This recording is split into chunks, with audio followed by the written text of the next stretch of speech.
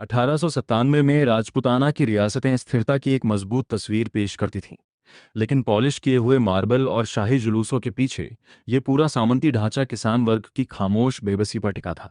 ये ब्रेकडाउन एक आम किसान की पैदावार को दिखाता है। सिर्फ अनाज ही नहीं, रियासत ने 84 तरह के अलग अलग सामंती करों का एक जाल बिछा रखा था, जो किसान की लगभग पूरी कमाई को खत्म कर देते थे।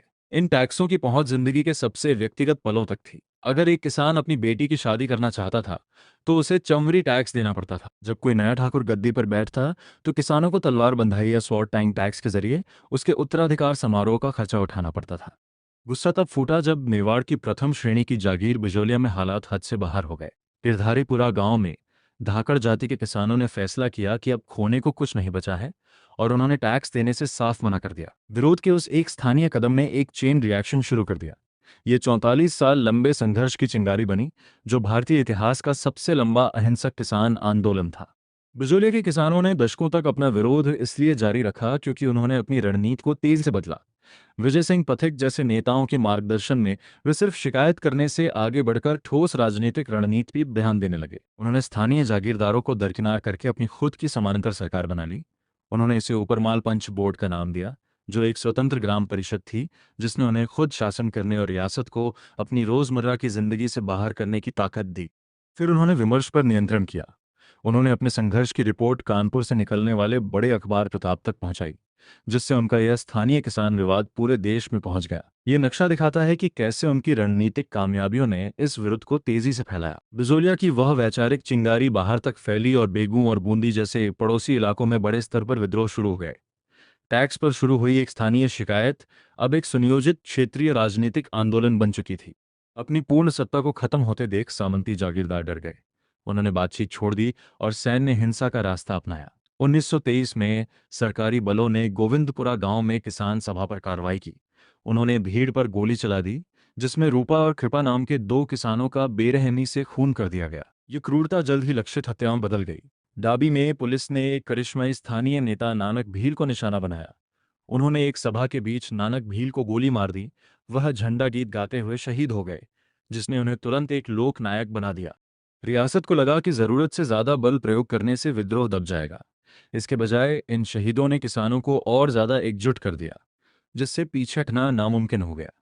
दोबारा नक्शे को देखें तो आप पाएंगे कि यह अशांति शांत होने के बजाय अलवर और शेखावाटी के उत्तरी क्षेत्रों तक पहुंच गई। यहाँ किसान और रियासत के बीच का टकराव अपने चरम बिंदु पर पहुंच गया था।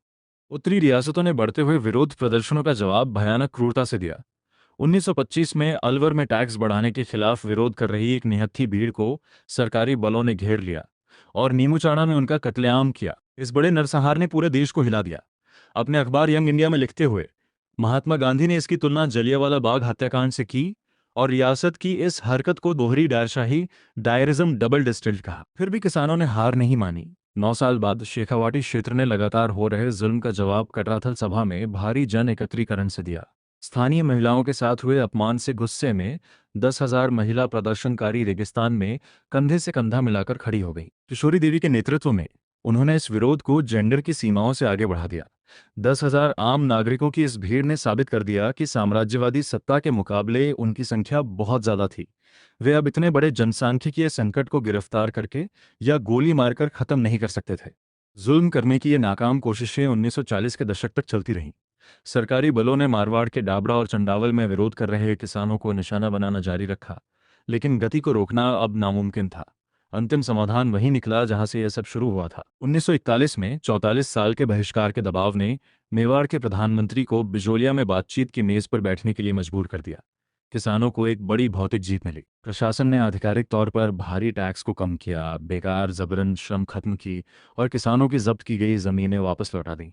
ये भौतिक जीत उनकी सांस्कृतिक सहन शक्ति पर टिकी थी। माणिक्य लाल वर्मा जैसे नेताओं ने पंछीड़ा जैसे विद्रोही लोकगीत लिखे, जिन्होंने किसानों को वह मनोवैज्ञानिक हिम्मत दी जो दशकों तक चली गिरफ्तारियों और धमकियों से लड़ने के लिए जरूरी थी। इस 4 दशकों के संघर्ष ने एक क्षेत्र में राजनीतिक चेतना पैदा की और यह साबित किया कि एकजुट और कई पीढ़ियों तक चलने वाली हिम्मत बड़े से बड़े स्थापित तंत्र को हिला सकती है।